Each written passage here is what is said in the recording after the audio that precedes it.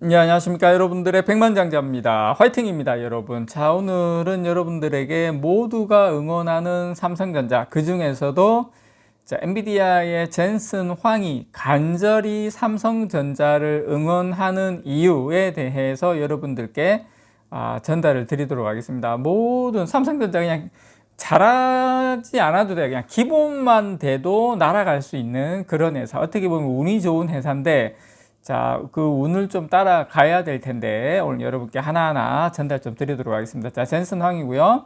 자, 요게 여러분, 엔비디아의 매출 총이익률입니다. 매출 총이익률 70%가 넘었죠. 자, 그런데 요게 요 70%가 넘었기 때문에 이제 바라볼 곳은 삼성전자밖에 없다라는 내용으로 여러분들에게 전달을 드리도록 하겠습니다.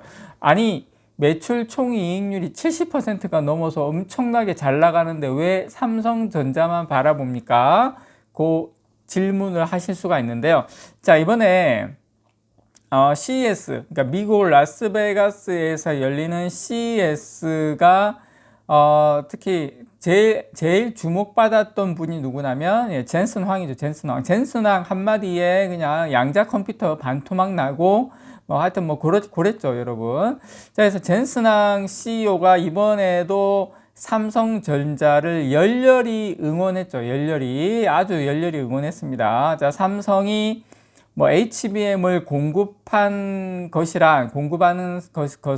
내일이 수요일이다. 이렇게 말할 만큼 확신한다. 이렇게 삼성은 위대한 회사다. 이렇게 높이 평가를 했어요. 뽀뽀해주고 싶다. 그런 이야기는 안 했는데, 대충 그런 느낌입니다. 현재 삼성전자는 HBM 공급을 못하고 있습니다. 다들 아시는 것처럼 SK 하이닉스가 거의 주력으로 엔비디아의 HBM을 지금 공급을 하고 있죠. 그런데 젠슨 황의 삼성전자 응원은 이번이 처음이 아닙니다. 작년 11월에 블룸버그 TV하고 인터뷰에도 저도 이제 깜짝 놀란 건 아니지만 하여튼 조금 놀랐는데 삼성전자를 언급하면서 종종 삼성전자를 지지하고 기술력을 추켜 세웠어요. 하여튼 좋은 이야기 많이 했습니다. 물론 많은 해석과 분석이 있겠지만 왜 젠슨 황은 삼성전자를 향해서 이렇게 계속 응원을 보내는 걸까? 왜 다른 데서는 삼성전자가 진짜 왜 이러냐 이렇게 다 욕하는데 젠슨 황은 이렇게 삼성전자에게 계속 응원의 메시지를 보내는 걸까? 그 비밀은 바로 여기 보시는 매출 총이익률 75%가 그 해답이지 않을까 생각. 물론 이게 다는 아니지만 생각을 합니다. 자, 일단 여러분, 엔비디아가 다들 아시는 것처럼 역대급 실적을 이어가고 있습니다. 특히 매출 총이익률이 70%를 넘었어요. 언제부터? 2023년부터 2024년 작년까지 70%를 넘어서고 있습니다. 전체 매출이 느는 것도 놀랍지만 매출도 늘어나고 있고 매출 총이익률도 늘어나고 있고 이렇게 늘어나고 있는 놀라운데, 그렇게 해서 번 돈 가운데 줄 돈을 주고 나서 호주머니에 들어오는 돈이 70%가 넘는다. 정말 대단한 일입니다. 아마 제조를 하는 회사에서 이런 회사가 있을까? 삼성전자도 삼성전자 메모리 반도체가 이 정도 됐을 때가 거의 없죠. 삼성전자도 거의 없는데. 자, 근데 문제가 있습니다. 문제가 뭐냐면, 그럼 이 75%인데 이게 80%, 90% 갈 수 있냐, 이익률이. 그게 안 된다는 겁니다. 이익률 증가세가 둔화한다는 거예요. 주식시장은 만족합니까? 만족을 못 합니다. 주식시장은. 매출이 아무리 지난번보다 늘어나도 늘어나는 폭은 더 크길 바랍니다. 이익은 끝이 없어요. 여러분들 월급 받으시거나 아니면은 장사하시거나 만족하십니까? 이익률에 만족하시는 사람 아무도 없어요. 물론 있을 수도 있습니다. 그래서 매출 성장폭이 줄었으면 이익 증가폭이 또 더 매출이라도 줄면 이익이라도 더 늘어나라. 다 이런 요구가 있죠. 그래서 성장을 먹이로 하는 주가라는 괴물은 항상 늘 투정을 부립니다. 더 매출이 늘어나든 이익이 늘어나든 뭔가 하여튼 늘어나길 바라는 거예요. 그래서 엔비디아 주가가 하늘 높은 줄 모르고 2024년 작년에 계속 뛰었지만 동시에 고점 논란은 지속된 이유가 여기에 있죠. 그래서 주가라는 것이 미래의 성장 가능성을 현재로 긁어 모아서 평가한 것이라면 성장세 둔화는 주가 동력을 약화시키는 재료가 되는 거죠. 어떻게 보면 미래의 성장까지 지금 주가에 다 반영돼 있다. 삼성전자는 또 반대로 미래의 안 좋은 것까지 반영돼 있다. 뭐 그런 논리죠. 그래서 엔비디아 입장에서는 물론 억울할 수도 있습니다. 요 몇 년 새에 이렇게나 가파르게 성장을 했고 또 앞으로도 꾸준히 분명히 성장합니다. 성장할 것으로 자신하는데 주식시장은 또 더 많은 걸 요구를 합니다. 왜? 그것까지 다 반영이 되어 있으니까. 자, 반대로 주식시장은 이렇게 이야기를 하죠. 이제 그 성장은 이미 배불리 먹었으니 또 한 상 가득히 차려와라. 그래, 뭔가 좀 차려와라. 이겁니다. 그래서 매출이 늘리는 건 전체 시장에 달려 있습니다. 전체 시장, 뭐 AI 수요가 더 폭발적으로 늘어난다든지 아니면 미국을 비롯한 주요국 경제가 이 침체에 안 빠지고 계속 팽창하고 이렇게 그런 거에 매출이 달려 있죠. 엔비디아는 뭐 개별 기업이다 보니까 어쩔 수 없이 그런 어떤 전 세계 동향이나 시황을 따라갑니다. 하지만 이제 이익률 개선은 엔비디아가 할 수 있는 여지가 커요. 그러니까 자체 이익률은 자 표현이 어떨지 모르겠지만 자, 납품 원가, 그러니까 단가죠, 단가. 요거를 후려치는 갑질을 하면 됩니다. 자, 현대자동차도 사실은 그런 식으로 했다고 합니다. 제 이야기가 아니고 했다고 합니다.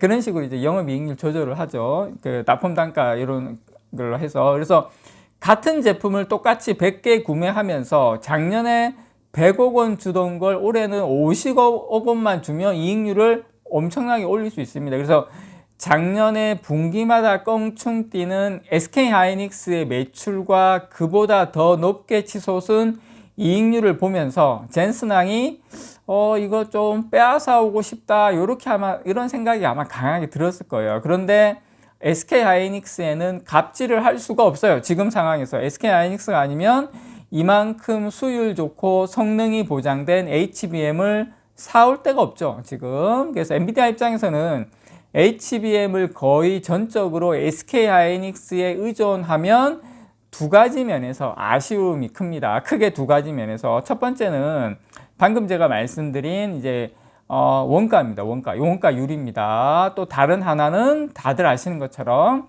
지나치게 어떤 한쪽만 공급을 의존하게 되면 당연히 그 리스크를 안고 가는 겁니다. 자, 엔비디아 실제 엔비디아는 지난 실적 발표 자리에서 원가율을 언급을 했어요. 그래서 매출 총이익률이 70% 중반을 유지를 하고 있지만 이 원가 상승으로 일시적 조정이 가능하다고 이야기를 했죠. 그래서 엔비디아가 말하는 원가는 엔비디아의 원가는 SK하이닉스 입장에서는 매출입니다. 매출. SK하이닉스가 매출이 그 엔비디아에 발생하기 때문이죠. 그래서 힘의 균형이 아직까지는 SK하이닉스 쪽에 유리하다는 것을 우리가 이제 짐작할 수가 있습니다. 자, 엔비디아는 이미 2025년 올해 납품 계약을 다 체결해 놨죠.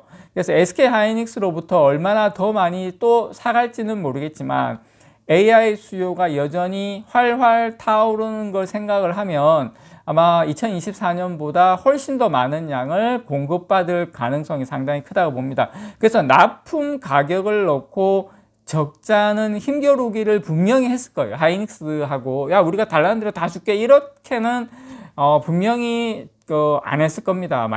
지금 엔비디아 입장에서도. 그런데 현재 역학구도를 생각을 해보면 엔비디아가 SK하이닉스로부터 받는 HBM 납품 가격을 확 줄이기는 불가능했을 거예요. 야, 이렇게 낮춰줘. 하이닉스 입장에서는 낮춰주고 싶어. 그런데 우리 최태원 회장님이 하지 말해. 왜냐, 딴 놈 줄 데가 없대. 막 이렇게 하면서 이제 그렇게 힘겨루기를 했겠죠. 그래서 HBM 수요는 AI와 데이터 센터의 지속 성장으로 계속 증가할 게 불보듯 뻔하죠. 트렌드포스는 전체 D램 시장에서 HBM의 매출 비중이 8%에서 작년에 21%, 그리고 올해는 매출 비중이 30%를 넘어설 것이다라고 전망을 하고 있습니다. 그래서 공급사가 최소한 올해까지는 키를 쥐고 있는 거나 다름없죠. 만약에 SK하이닉스 외에 또 다른 공급처가 있었다면, 자, 엔비디아 입장에서 협상의 우위를 점할 수 있었을 겁니다. 삼성전자가 간절하게 공급 파트너로 들어오는 것을 누구보다도 간절히 엔비디아는 원하고 있다. 그래서 그렇게 되면 원가율을 낮춰서 엔비디아가 원하는 영업이익 매출 총이익률을 또 여기에서 더 올릴 수 있을 가능성이 상당히 높습니다. 그래서 엔비디아가 다시 시장에서 어떻게 한다? 환호를 받을 수가 있겠죠. 80%만 올라가도 우와 이건 뭔 일이야 웬 떡이야 이러면서 또 이제 상당히 삼성전자가 들어오기를 너무나도 간절히 바라고 있다. 자, 두 번째는 안정성입니다. 안정성.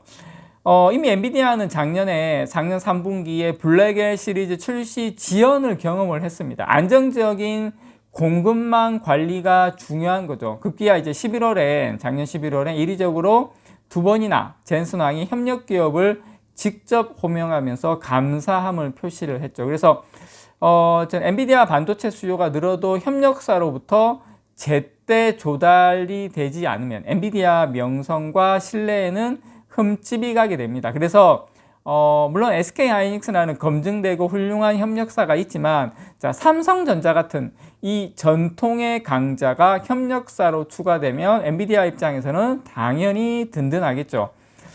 그래서 저는 삼성전자의 성공을 바라는 건 삼성전자 주주 우리들뿐만 아니라 잠재적 큰손인 엔비디아도 간절하게 바라고 있다. 그래서 뭐만 잘하면 된다? 삼성전자가 안 잘해도 돼. 그냥 기본만 해도 되는 그런 상황이다. 어떻게 보면 삼성전자 정말 운이 좋은 회사이긴 한데 최근에 조금 답답하지만 어쨌든 좀 잘해내기를 개인적으로 응원해 봅니다. 무슨 말이냐면 엔비디아도 삼성을 적극적으로 돕고 있다. 자, 요건 이렇게 하고 저건 좀 저렇게 해라. 이렇게 설계도 바꾸고 저렇게 다 지금 가르쳐 주고 있다.